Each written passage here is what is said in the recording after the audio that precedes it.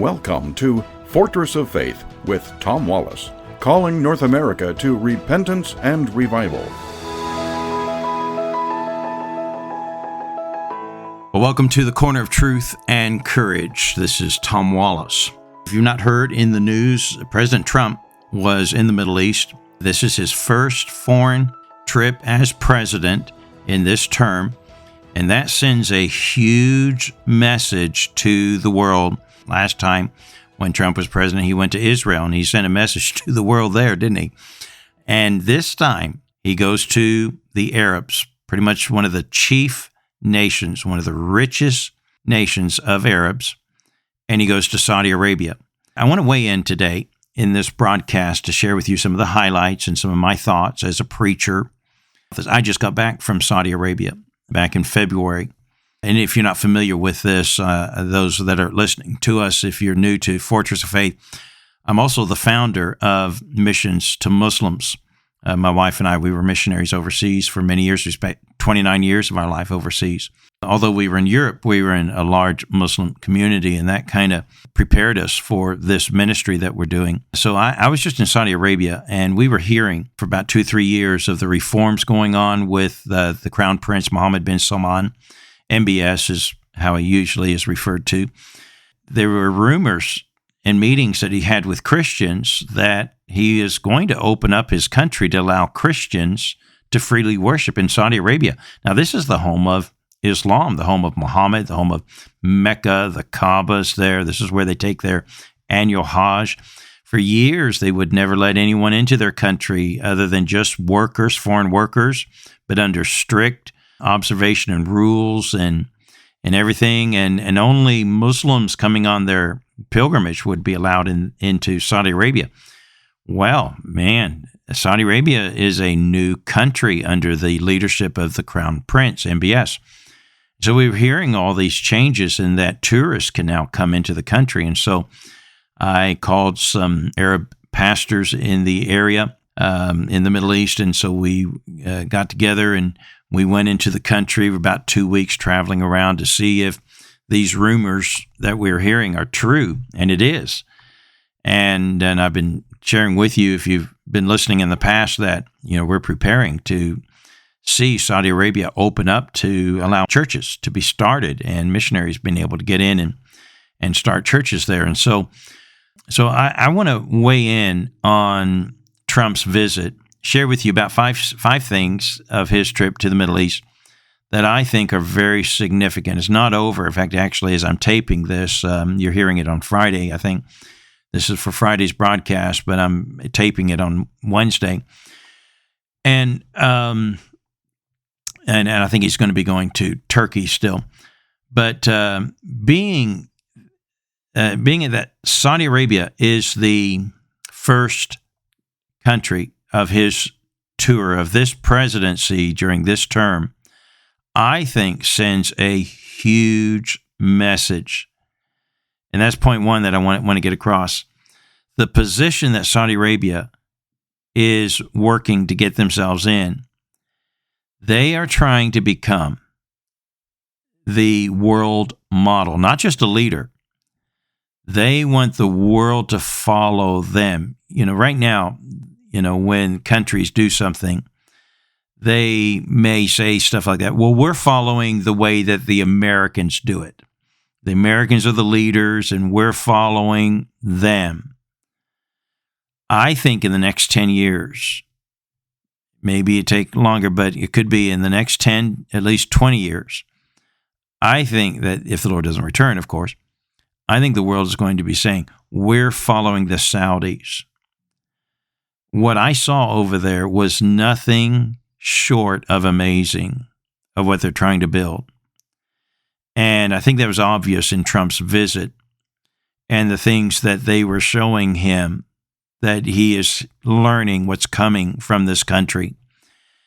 And of course, the second thing is the point that the second highlight is he went there to sign a $1 trillion deal for America, for trade to come to America, for business to come into America. That's not us buying their oil.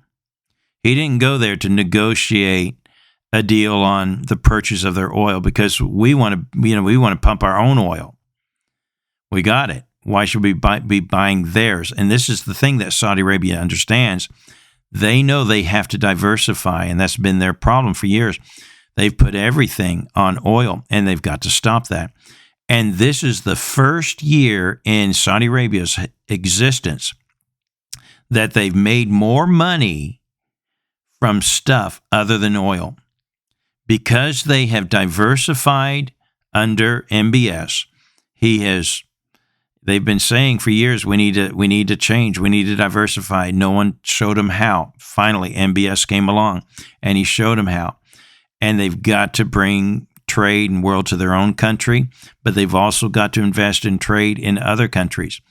Now, I know the critics are going to say he only got a $600 billion deal, only 60% of what he shot for.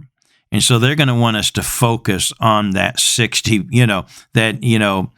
he was short 40% of his goal. He only got 60% of that. If you score 60 on a test, you're going to fail. So they're going to call this a failure, right? Well, here's what they are probably not telling you about that. First of all, you need to understand President Trump and the art of the deal. I've read that book 3 times. And if you know anything about President Trump and the art of the deal, he'll shoot for the moon. And he'll ask for the sky, and knowing that he'll not get what he's asking for, but he knows what he wants, but he'll shoot much, much, much higher than what he really wants.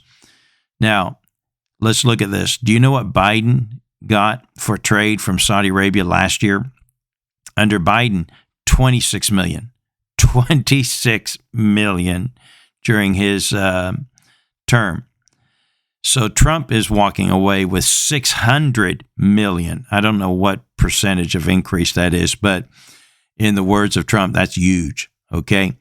So, and only $142 billion of that is in defense there. So it's just a really, really interesting there. I think it's a huge development, huge for Saudi Arabia. Again, that puts to the pattern that I've been telling you. Keep your eye on Saudi Arabia.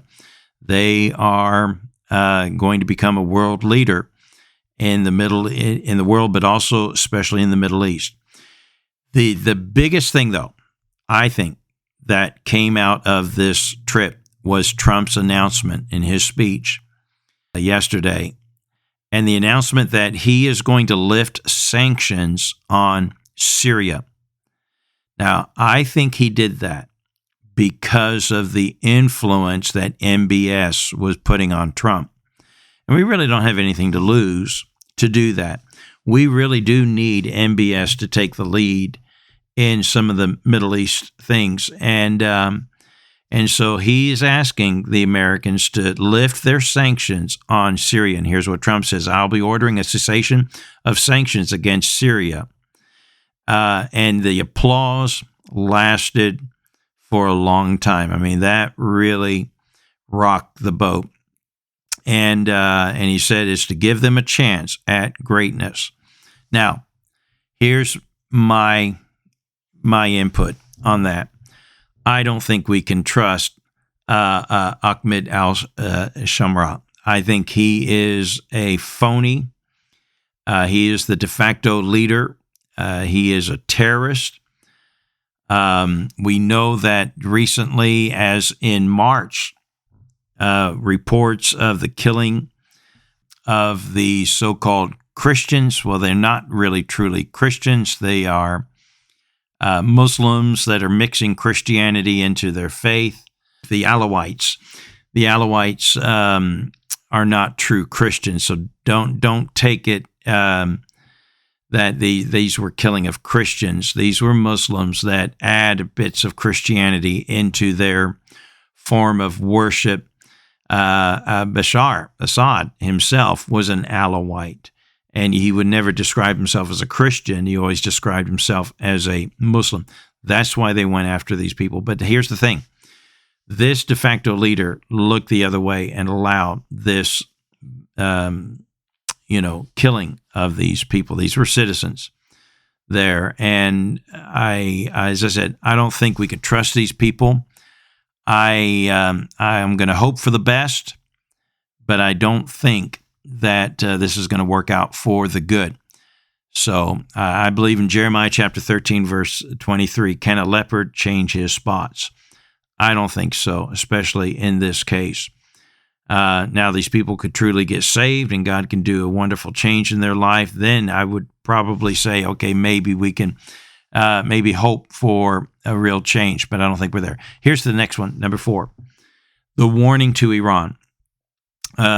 Trump is offering an olive branch, a limited time offer to Iran to say, hey, we can do this the nice way or we can do this the hard way about the nuclear situation over there in Iran. And so he's offering them a limited olive branch. My guess is they will not receive it. They will not take it. They will not go that way. They're going to refuse it. And instead, they're going to be hit with more bitter sanctions. But Reza Pahlavi, you need to be familiar with that name. Who is Reza Pahlavi?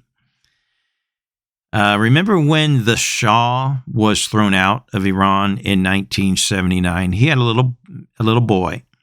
I think Reza was maybe 6 or 7 years old at that time.